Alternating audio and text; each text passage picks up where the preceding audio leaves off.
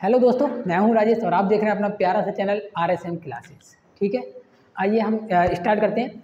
Twelfth physics का ये chapter number 1 है, जिसमें हमने इससे पीछे की जो 4 वीडियो हैं वो डाल चुके हैं। ये 5वीं वीडियो हमारी इसमें। ठीक है, और चारों वीडियो में मैंने आवेश का क्वांटीकरण वगैरह ये सब कुछ करा दिया है और कूलाम का नियम भी करा दिया है। कूलाम के नियम का सदिश निरूपण भी करा दिया है, जो कि एग्जाम के पॉइंट ऑफ व्यू से बहुत ज़्यादा इंपॉर्टेंट होता है। देखिए, ये भी जो है एग्जाम के पॉइंट ऑफ व्यू से बहुत ज़्यादा इंपॉर्टेंट है। एक समान रूप से आवेशित वलय के कारण वैद्युत क्षेत्र की तीव्रता। आप केवल मेरे साथ पढ़ते रहिए और ये सब सीख जाएंगे। बस इतना है, जब भी मैं जिस भी लेक्चर में जो भी फॉर्मूला करा के जाता हूँ, आपको उसका बस रिपीटेशन करना है। ठीक है, बार बार रिपीट मारना है, इतना याद रखना। चलिए अब हम स्टार्ट करते हैं। मान लीजिए कि कह रहे हैं कोई रिंग है। आप रिंग मतलब अंगूठी की बात नहीं कर रहा हूँ, वैसे वो भी गोल ही होती है, अंगूठी भी मान सकते हो आप, चूड़ी मान सकते हो, या फिर कोई भी ऐसी चीज़ गोल हो। कैसी हो? गोल हो। तो उस कंडीशन में हम क्या बना सकते हैं, जरा यहाँ पर समझने का प्रयत्न करते हैं। और एक बात कुछ मुझे यहाँ पर बतानी है। जैसे मान लीजिए कोई भी चार्ज है, XYZ, कोई भी पॉइंट चार्ज है और वो किसी अन्य चार्ज पर क्या लगा रहा है? बल लगा रहा है। तो एक बात याद रखेंगे, ये जो बल लगाएगा, इस पॉइंट पर बल लगाएगा, तो इसकी जो दिशा होगी वो इसी के अक्ष पर होगी। इसकी जो दिशा होगी इसकी एक्सिस पर ही होगी। अगर मान लो दोनों आवेश प्लस प्लस हैं, तो इस आवेश के कारण इस पर जो लगाएगा बल होगा वो आगे की ओर होगा। एक बात और भी बता दूं मैं आपको, जिधर इस F की दिशा होती है उधर ही E की दिशा होती है। जिधर F की दिशा होगी उधर ही E की दिशा होगी। बस इतनी बात आपको समझनी है। जिधर वैद्युत बल की दिशा होगी उधर ही वैद्युत क्षेत्र की दिशा होगी। ठीक है, यहाँ ये बातें आपको समझनी थी। बस ये मैं मिटा दे रहा हूँ। अब यहाँ से हम करना स्टार्ट करते हैं। देखिए मैं चित्र को समझाता हूँ।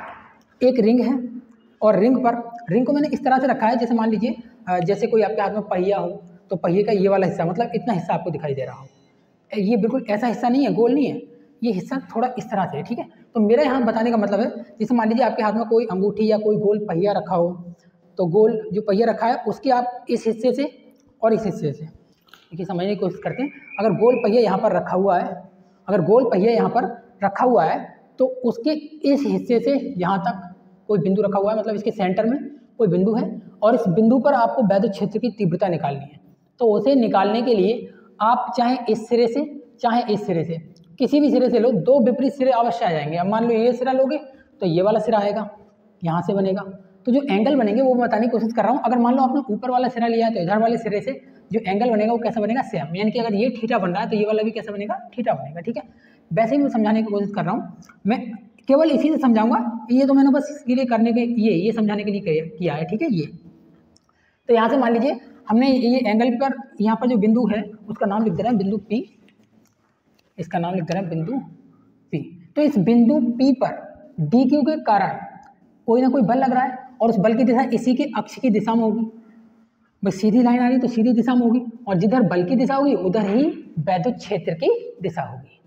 ये मैंने आपको समझाने की यहाँ पर कोशिश की है। अब एक बात और, अगर ये वाला कोण इस अक्ष से, ये वाला कोण क्या है? थीटा है, तो ये वाला कोण भी थीटा होगा। यहाँ समझा दे रहा हूँ मैथमेटिकली, अपोजिट एंगल बराबर होते हैं। अपोजिट का मतलब होता है शीर्षाभिमुख कोण जो होते हैं वो आपस में कैसे होते हैं? बराबर होते हैं। अब यहाँ पर ये जो लिखने का तरीका है वो आपको बता दे रहा हूँ। जो थीटा के पास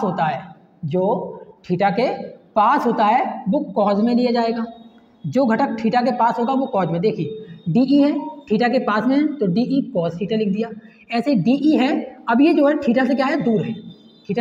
दूर है ये वाला घटक, तो जो घटक दूर होगा वो साइन में लिया जाएगा। ठीक है, तो DE साइन थीटा।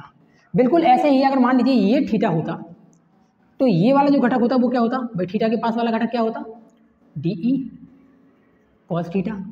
और ये वाला जो घटक होता ऊपर को जो जाता, मैं यहाँ पर बिंदु P इधर लिख दे रहा हूँ, ये क्या बनता जरा बताइए? DE sin theta. अब मैं आपको समझाने की ये कोशिश कर रहा हूँ कि इसकी जो दिशा है वो नीचे की ओर है और इसकी दिशा कहाँ है? ऊपर की ओर है। मतलब इनकी अगर दिशाओं की बात करें तो ऊपर नीचे को अगर हम छोड़ दें तो हम ये बोल सकते हैं इसकी दिशा और इसकी दिशा कैसी है? अपोजिट है। कैसी है? अपोजिट। और ये भी दिखाई दे रहा है कि ये परिमाण में कैसी है भाई? बराबर है। तो ये परिमाण में बराबर तथा विपरीत दिशा में होने के कारण एक दूसरे को निगलेक्ट कर देंगे, काट देंगे, यानी निरस्त कर देंगे। ठीक है, यहाँ समझने के लिए। अब ये एक ही दिशा में होने के कारण भाई डी ई कॉस थीटा और डी ई कॉस थीटा, ये वाला जो डी ई कॉस थीटा है, ये वाला जो डी ई घटक है थीटा के पास वाला क्या आएगा भाई डी ई कॉस थीटा, ये भी वही आएगा। ये एक ही दिशा में होने के कारण क्या हो जाएंगे, जुड़ जाएंगे। तो मेरा यहाँ समझाने का मतलब है यहाँ जितने भी डी ई कॉस थीटा आएंगे, इस वाले बिंदु से भी और इस वाले बिंदु से, या इस वाले बिंदु से और इस वाले बिंदु से, जितने भी डी ई कॉस थीटा आएंगे वो सब के सब जुड़ जाएंगे आपस में। क्या हो जाएंगे, जुड़ जाएंगे। तो हम इनको दिखाने के लिए नेट वैद्युत क्षेत्र निकालेंगे। क्या निकालेंगे भाई, नेट वैद्युत क्षेत्र। अब नेट क्या भाई, इसका भी इसका भी इसका भी हर एक बिंदु का मिलाकर जो बनेगा वो नेट वैद्युत क्षेत्र बनेगा। अच्छा, हमने ये यहाँ पर छोटा आवेश क्यों लिया है, छोटा आवेश इसलिए लिया है क्योंकि जब हमने वैद्युत क्षेत्र की तीव्रता पढ़ी थी तो हमने उसमें पढ़ा था कि जो आवेश होते हैं वैद्युत क्षेत्र की तीव्रता वाला जो सूत्र था वो पॉइंट चार्ज पर ही काम करता है। किस पे करता है, पॉइंट चार्ज पर। इसलिए मैं ये बड़ा चार्ज नहीं ले सकता था एक ही बार में, बड़ा चार्ज एक ही बार में नहीं ले सकता था, तो पॉइंट चार्ज पर काम कर रहा है, इसलिए हमने छोटा सा चार्ज ले लिया है। ऐसे ही छोटे चार्ज को अगर बड़े चार्ज में हमें बदलना हो तो हम करते हैं इंटीग्रेशन। किसी भी छोटे से हिस्से को बड़े पार्ट में करने के लिए उसका हम करते हैं इंटीग्रेशन। ठीक है, तो ये छोटा सा हिस्सा है, इसका कर रहे हैं इंटीग्रेशन। तो इंटीग्रेशन यहाँ समझने की बात है। देखिए, वैसे तो आपको इंटीग्रेशन के लिए मैथमेटिक्स पढ़ना होगा। जो मैथ वाले बच्चे हैं वो तो बहुत आसानी से कर लेंगे, लेकिन जो मैथ वाले बच्चे नहीं हैं वो केवल बस इतना याद रखेंगे, यहाँ जो इंटीग्रेशन है, ये जो चिन्ह है इसे इंटीग्रेशन बोलते हैं, यानी समाकलन बोलते हैं। तो समाकलन का चिन्ह और ये डिफरेंशिएशन यानी कि अवकलन का चिन्ह, ये दोनों एक दूसरे के विपरीत होते हैं और दोनों एक दूसरे को खत्म कर देंगे, तो बचेगा क्या यहाँ से भाई, क्यू। ऐसे ही डी से ये खत्म तो बचेगा क्या, एक्स। डी से ये सिग्मा समेशन जो है वो यानी इंटीग्रेशन जो है वो क्या हो जाएगा, खत्म हो जाएगा, तो बचेगा क्या यहाँ पर भाई, बाई बचेगा। ठीक है, यही मेरे बताने का मतलब है। वैसे ये ऐसा बिल्कुल भी होता नहीं है, आपको बता दूँ। अगर यहाँ पर एक लिखा हुआ है तो यहाँ पर जो भी होगा उसका ये वैल्यू आएगा। इसके लिए आपको पूरी मैथमेटिक्स सीखनी पड़ेगी, लेकिन उसकी सीखने की आवश्यकता नहीं है। यहाँ पर जितने की हमें ज़रूरत है बस वही सीखना है। ठीक है, जितने की ज़रूरत है। तो अब मैं आपको बस बताने जा रहा हूँ, मान लीजिए मुझे ई नेट निकालना हो। क्या निकालना हो, ई नेट। पहले तो मैं यहाँ से वैद्युत क्षेत्र की तीव्रता निकाल लूँ। वैद्युत क्षेत्र की तीव्रता क्या होती है भाई, अगर दो कोई आवेश रखे हैं, दो आवेशों में से कोई एक आवेश होगा, दो आवेशों में से क्या होगा, कोई एक आवेश होगा, मतलब जो परीक्षण आवेश है, जो टेस्टिंग कर रहा है वही आवेश होगा।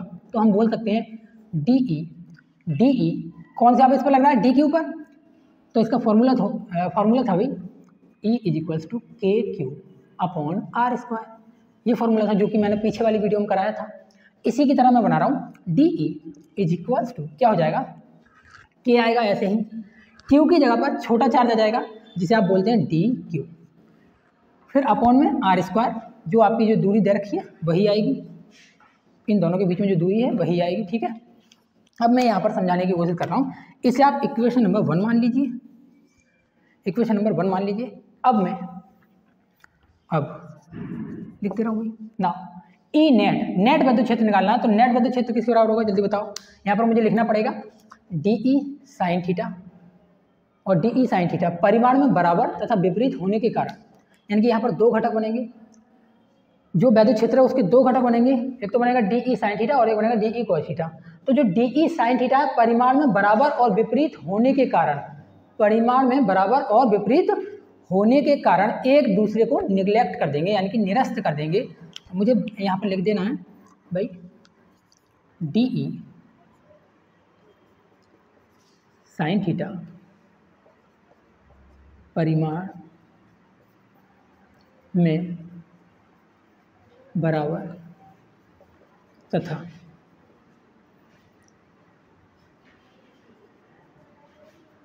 दिशा में विपरीत होने के कारण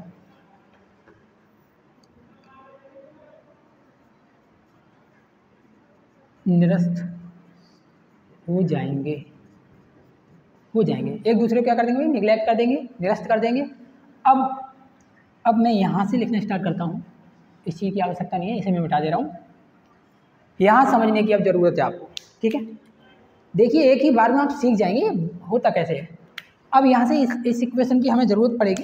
सबसे पहले मैं निकालूँ ई नेट, यानी कि नेट वैद्युत क्षेत्र क्या होगा, उसको मैं मान ले रहा हूँ कैपिटल ई। नेट वैद्युत क्षेत्र को क्या मान ले रहा हूँ भाई, कैपिटल ई, या फिर ई टोटल मान लेना है तो और ज़्यादा अच्छा रहेगा भाई। ई टोटल, ई टी मान ले रहा हूँ, ई टोटल इज इक्वल्स टू क्या हो जाएगा, देखिए डी ई साइन थीटा था, डी ई साइन थीटा तो कट गया, और जो डी ई कॉस थीटा वो एक ही दिशा में सब आते जा रहे हैं, वो क्या हो जाएंगे, जुड़ जाएंगे। तो ई टोटल जो है डी ई कॉस थीटा क्या है, छोटा सा भाग, हमें निकालना क्या है, पूरा भाग। तो पूरे भाग के लिए हम क्या लगा देते हैं, इंटीग्रेशन। छोटे से हिस्से का पूरा भाग निकालने के लिए क्या लगा देते हैं, इंटीग्रेशन। तो क्या आ जाएगा भाई, cos theta, D E cos theta, ये वाली वैल्यू है। अब यहाँ से क्या आप डी की वैल्यू इसमें रख सकते हैं, तो आप लिख सकते हैं भाई E T is equals to, d की वैल्यू रखेंगे k d q upon r square into cos theta. अच्छा, ये यहाँ पर रीजन दे देंगे, समीकरण 1 से, ठीक है। ये रीजन आपको याद रखने के लिए हो जाएगा, तो कहाँ से उठाया था, ये समीकरण 1 से।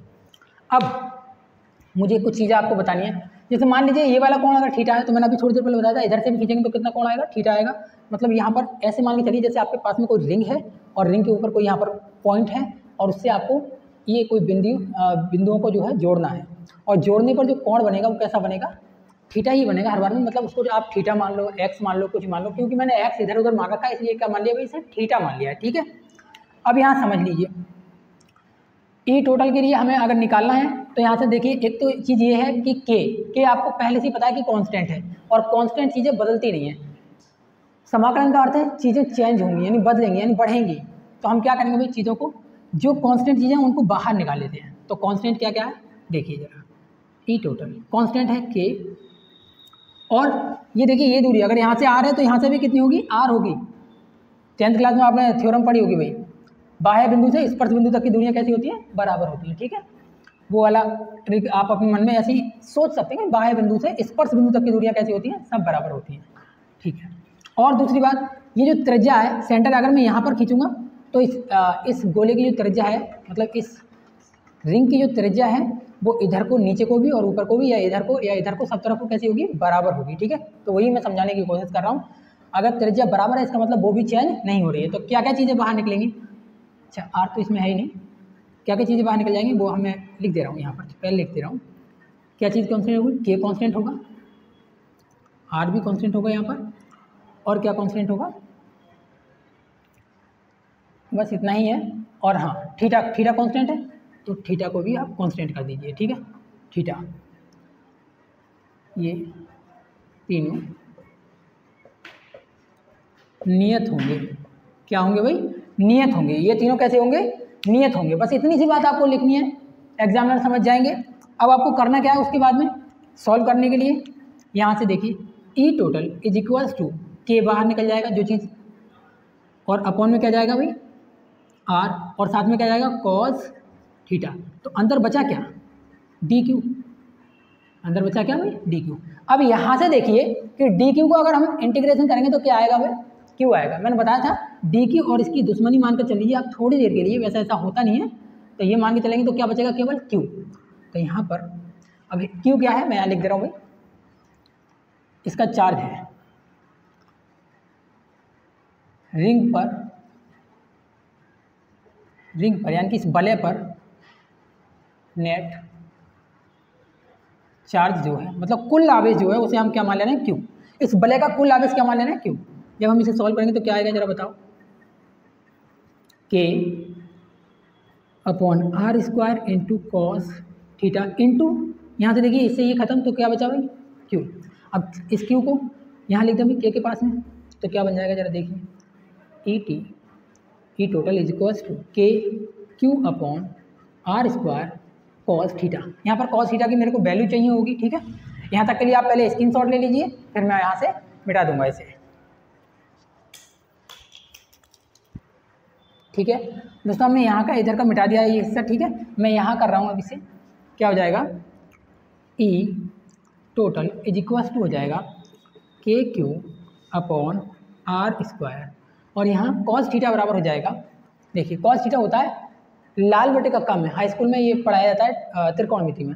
त्रिकोणमिति में इसकी वैल्यू जो होती है वो होती है एल ए अपॉन के, यानी कि आधार बटे कर्ण। क्या होती है भाई, आधार बटे कर्ण। तो मैं इसको यूज करने वाला हूँ। आधार क्या होगा, वो कोण जो थीटा के साथ जुड़ा होगा उसे आधार कहेंगे, और जो थीटा के सामने होगा उसे कहेंगे लंब, ठीक है। और 90 डिग्री वाले के एंगल के सामने जो होता है उसे कहते हैं कर्ण, यानी कि सबसे बड़ी भुजा होती है उसे कहते हैं कर्ण। तो यहाँ पर कर्ण का काम कौन कर रहा है भाई, आर।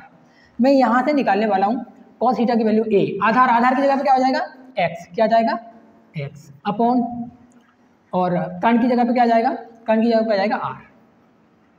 अब हम इनको जब सॉल्व करेंगे तो ये बनेगा e total is equals to k q x upon में 2 घात ये और 1 घात ये कितनी हो जाएंगी जरा बताइए, 3 घात। ये आपकी वैद्युत क्षेत्र की तीव्रता का सूत्र आ गया, ये वैद्युत क्षेत्र की तीव्रता का सूत्र आ गया। यहाँ पर आप एक काम कीजिए, इसका स्क्रीनशॉट ले लीजिए, फिर मैं इधर से ये मिटा दूंगा और यहाँ पर कर दूंगा, ठीक है।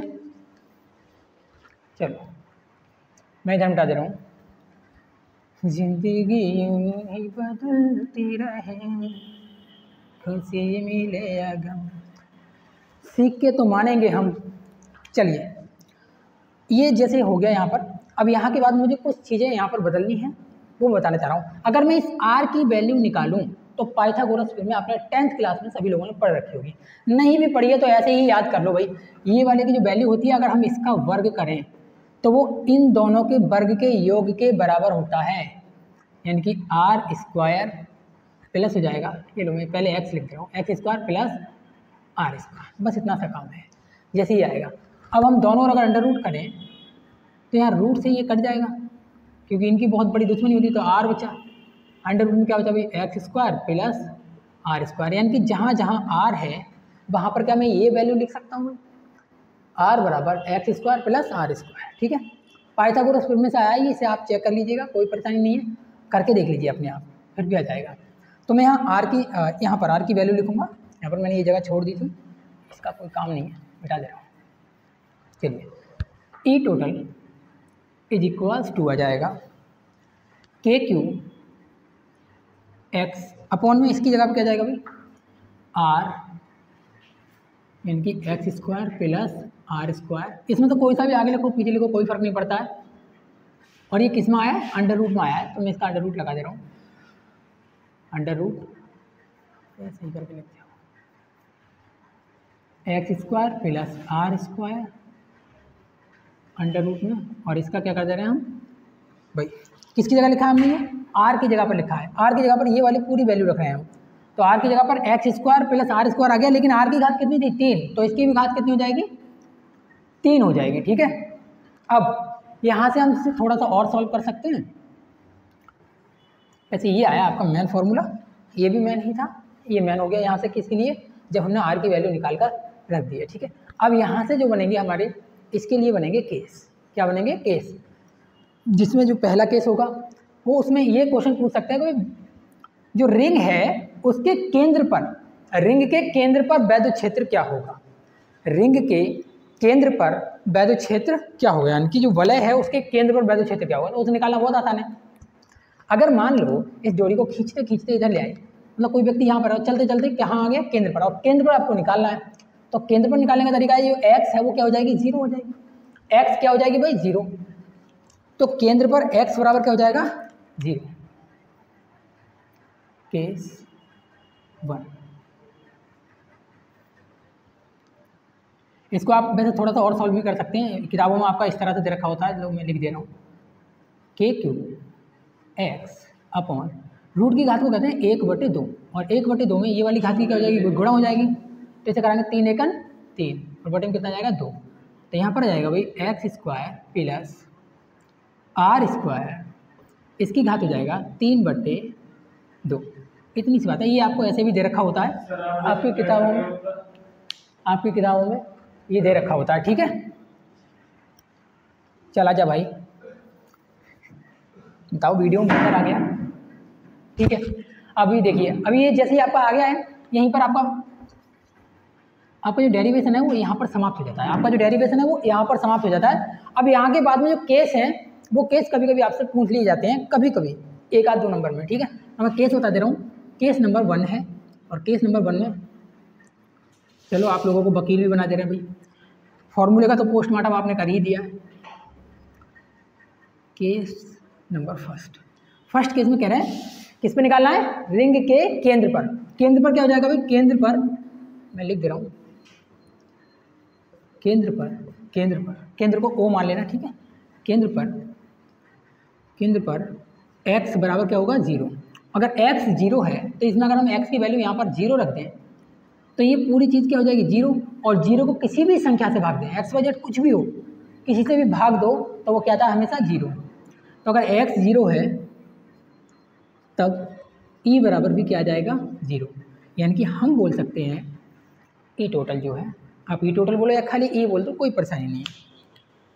तो हम यहाँ पर ये बोल सकते हैं कि ये जो ई है ये भी क्या हो जाएगा 0 हो जाएगा, किस पर, केंद्र पर। अच्छा, सेकंड कंडीशन ये है, कभी कभी आपसे पूछता है कि मैक्सिमम कब होगा और मिनिमम कब होगा, मैक्सिमम कब होगा और मिनिमम कब होगा, ठीक है। तो मैक्सिमम और मिनिमम के लिए आप एक काम और भी कर सकते हैं, यहाँ पर ये वैल्यू पुट कर सकते हैं। अगर x को नगण्य मान लें, क्या मान लें भाई, अगर मैक्सिमम निकालना है तो हम क्या करेंगे, ये जो दूरी है x को नहीं r को क्या मान लें, हम नगण्य मान लें, तो कंडीशन क्या बन जाएगी भाई, यहाँ से अगर इसको नगण्य मान लेते हैं, किसकी अपेक्षा, ये जो x है इस बिंदु से बहुत ज़्यादा दूरी है, और इस दूरी की अपेक्षा अगर हम तुलना करें तो ये दूरी बहुत कम मानी जाएगी, बहुत कम है। किसी, मान लो कोई चूड़ी है और कोई व्यक्ति इधर से देख रहा है बहुत दूर से, और वहाँ से हम आवेश, जो चूड़ी है वो कैसी दिखाई देगी, उसे पॉइंट चार्ज की तरह दिखाई देगी। तो वहाँ से उतनी दूर पर इस चूड़ी की जो त्रिज्या है वो तो बहुत ज़्यादा कम दिखाई देगी, तो उस जो त्रिज्या को हम निगलेक्ट कर सकते हैं। निगलेक्ट कैसे कर देंगे, ज़रा देखिए। ई टोटल में हम एक बना सकते हैं, ये केस सेकंड, वो ये बन सकता है कि जो R है, कैपिटल R, वो या x जो है वो ग्रेटर देन है किससे, कैपिटल R से। तो अगर x ग्रेटर देन है कैपिटल R से तो x स्क्वायर तो और भी ज़्यादा बड़ा होगा भाई कैपिटल R से। मगर कह रहे हैं हम भाई किसी का मतलब कोई अगर संख्या है, जैसे ये 2 है और ये 5 है, तो अगर हम इनमें तुलना देखें तो ये जो 5 जो है वो बड़ा है किससे, 2 से। अगर हम वर्ग करें तो 5 का वर्ग क्या आएगा 25, और 2 का वर्ग क्या आएगा भाई 4। तो अब इनमें अगर तुलना देखें तो ये तो बहुत ज़्यादा बड़ा हो गया ना, अब तो बहुत ज़्यादा बड़ा हो गया। पहले 2 गुना ही पहुँच रहा था, लगभग 2 दूनी 4, लेकिन अब पहुँच रहा है 4 छंग 24, लगभग 6 गुना, मतलब बहुत बड़ा होता जा रहा है। तो हम बोल रहे हैं यदि x ग्रेटर देन है r से तो हम बोल सकते हैं तो x स्क्वायर मोर ग्रेटर देन होगा r स्क्वायर से। अतः x स्क्वायर r स्क्वायर को नगण्य कर देंगे, नगण्य करने पर, नगण्य का मतलब निगलेक्ट करने पर, तो बचेगा क्या, जरा बताइए। ई टोटल इज इक्वल्स टू हो जाएगा भाई के क्यू एक्स अपॉन में आ जाएगा, अपॉन में आ जाएगा, ये निगलेक्ट हो गया, कुछ बचा नहीं, तो बचेगा एक्स स्क्वायर और ऊपर से बचेगा 3/2। ये कंडीशन बनेगी, यहाँ पर लिख दे रहा हूँ मैं, के क्यू एक्स अपॉन क्या आया 3/2, यहाँ पर मैं लिख दे रहा हूँ एक्स स्क्वायर की घात 3/2। देखिए स्क्वायर से स्क्वायर कैंसिल हो जाएगा, क्योंकि ये ऊपर है और ये कहाँ है, नीचे है, तो जब इनकी गुणा होगी तो इससे ये कैंसिल हो जाएगा, तो बचेगा क्या, एक्स का क्यू। इसे हम थोड़ा सा और सॉल्व करेंगे, तो मैं यहाँ पर लिख दे रहा हूँ इधर की तरफ,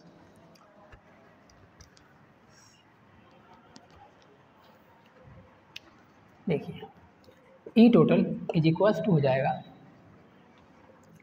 के एक्स, यहाँ देखिए एक एक्स से एक घात कट जाएगी, तो बचेगा यहाँ पर के क्यू अपॉन एक्स स्क्वायर। ये किस कंडीशन के लिए हो गया, जब x जो है वो r से ग्रेटर देन है, तो एक्स स्क्वायर तो मोर ग्रेटर देन होगा r स्क्वायर से, ठीक है। ये उस कंडीशन के लिए सही हो गया। आप इसे एक काम कीजिए, स्क्रीनशॉट ले लीजिए, फिर मैं इसे मिटा दूंगा।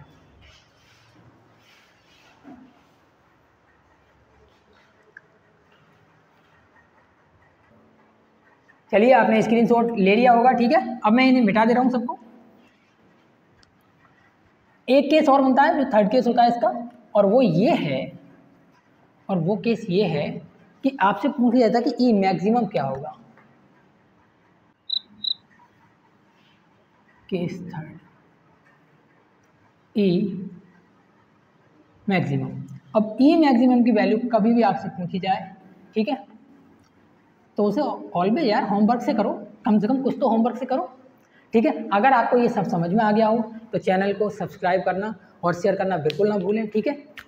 आज की क्लास आपको पूरी तरह से समझ में आ गई हो तो इस क्लास का भी भाई रिवीजन करके आएँ, तब अगली क्लास देखें। रिवीजन करे बगैर कुछ नहीं होगा, ठीक है। जब तक आप सॉल्व नहीं करेंगे तब तक कहानियाँ चेंज होंगी नहीं, आप भी चेंज नहीं हो पाओगे। आपको टॉप करने के लिए इसे बार बार रिपीट करना होगा, ठीक है। मिलते हैं फिर